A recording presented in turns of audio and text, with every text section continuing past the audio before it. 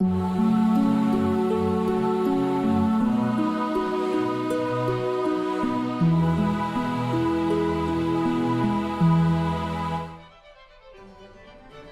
poet T.S. Eliot described the dilemma more precisely than anyone else in our time when he asked, "Where is the wisdom we have lost in knowledge? Where is the knowledge we have lost in information?" I had a career started in corporate life and wondered if I really wanted to go that way. I came to the conclusion that I would like to see what teaching was like, so I actually taught for 2 years in a high school in the Chicago area. Decided that this really was a thing that I liked. I met a man who was the head of a department at San Francisco State University. He invited me to come there and teach. In 1963, I went to San Francisco and started teaching night courses at San Francisco State University. Eventually, I ended up at the University of Colorado. I thought I'd stay there for a couple of years.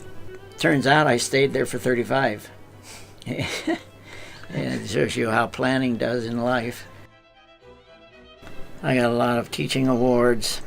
I got the university's highest teaching award. I got a call the other day from a guy that was in my class about 40 years ago. He's getting older now, and he wanted to let me know that I had had a great influence on him through a very successful career. And that was reward enough, that kind of thing. What I felt like was that I gave my all in the teaching side of the world, and it was very fulfilling in and of itself. If I drop dead tomorrow, I'm very, very pleased with what I was able to do. I always like to take large concepts or difficult notions to understand and see if I could parse it to the place where I could actually then explain it and have conversation with others about it. I love seeing students liking to learn, enjoying learning. That's what I always said to my classes. We can't have a good time and still learn. What is it worth?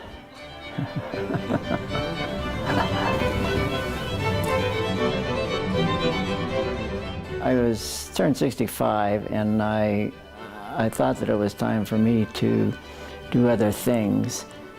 The thought came to me that I had postponed for a long time this notion of looking into the various ways that human beings have looked for religions and spiritual practices and so forth.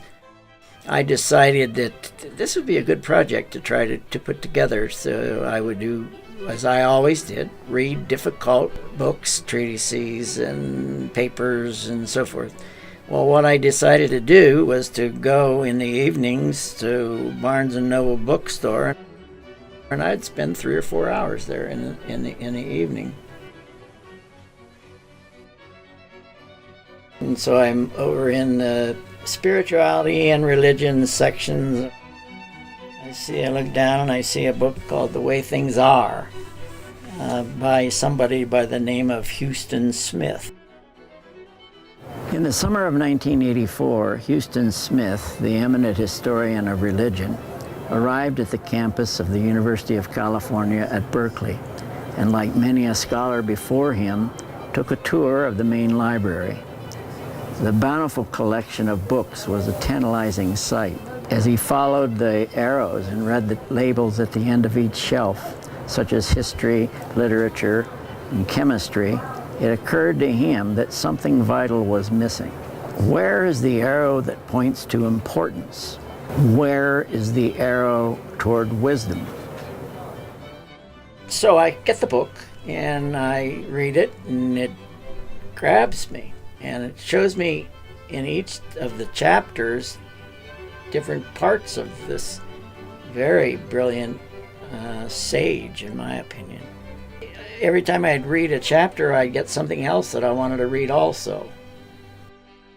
I would say that the man was one of those people who comes along in your life that changes your interest totally, changes your life.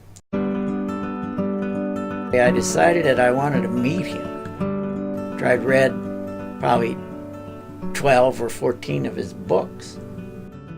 So I kept looking online to see if I could ever find out of where Huston Smith was. And then one day, whoa, there it is. It's going to be, he and Bill Moyers are going to be at a college in Greensboro, North Carolina, called Guilford College.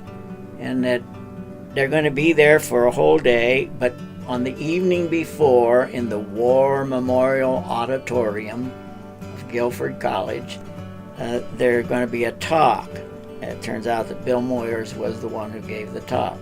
I got a plane reservation, I got a motel, and I went for the first time ever to Greensboro, North Carolina. I went to the War Memorial Auditorium. I was sitting in the very back row on these wooden seats.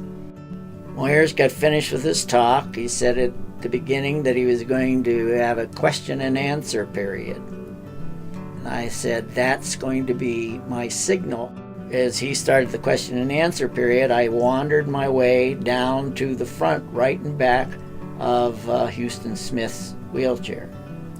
And when it was over, I went up to him and I said, Dr. Smith, my name is Dale Meyer. I'm from Boulder, Colorado. I came here because all I wanted to do is to meet you.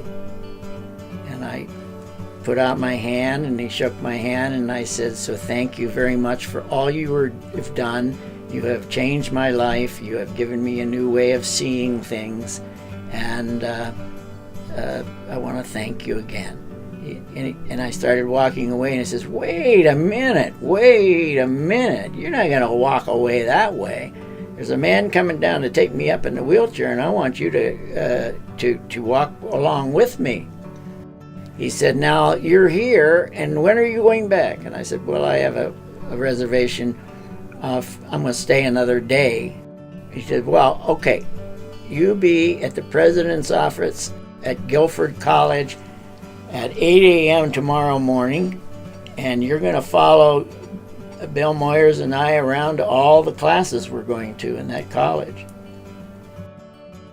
So I got myself to Guilford College, and I got into the president's office, and then come in Bill Moyers and Huston Smith, and Mrs. Smith says, okay, you made it, and I'm glad. So we go to the first class, and the first thing that Huston Smith said to the class is, listen, I'm getting older and I've got a new friend. His name's Dale, and he's right over there, and he's read everything I've written. So if I get somehow confused about anything, you talk to him. He'll tell you. So we went to all these classes together, and then at the end there was the whole faculty where he talked. From there forward, then we had communication back and forth, and he ended his career at the University of California at Berkeley. He was so broad-gauged. He was at MIT for about 12 or 14 years. Loved being there because he liked to talk to scientists and engineers in that great technical school about spirituality and so forth. And he was trying to find a way where scientists and religious people could integrate a lot of their ideas. So the next thing I know, I'm now interested in science. And so I'm trying to understand quantum mechanics, and I'm trying to understand astrophysics, and to see why there is some debate between scientists and all of the religions. We have a great physics department at the University of Colorado, and so I started going over to the physics department. We got 4 Nobel laureates in that physics department, and I'd start seeing if I could have any conversations with them about spiritual things or religious things and see what happened. I found out that It wasn't that all scientists were totally dismissing anything of spiritual nature or higher powers or whatever.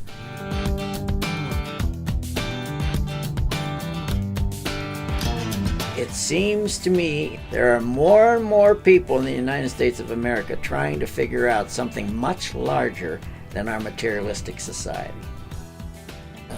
I think anybody who wants to get into anything spiritual and try to find a way of living in a kind and a peaceful and a gentle way, that we have to start with what the great sages say at the beginning. I got very interested in reading Karen Armstrong's work. She says that in all religions there is some variation on the theme of the Golden Rule, and she picks up on that and says, in other words, there's some singling in on how we human beings should be and could be compassionate with each other. That sticks with me. I believe that we all human beings would like to be compassionate with each other. And I would like to place in the rest of my life the emphasis on the good things we do for each other. Human beings are capable of very good behavior toward each other. The question is, what do you believe? The question is, what can you find in here? It's a great excursion, a wonderful excursion.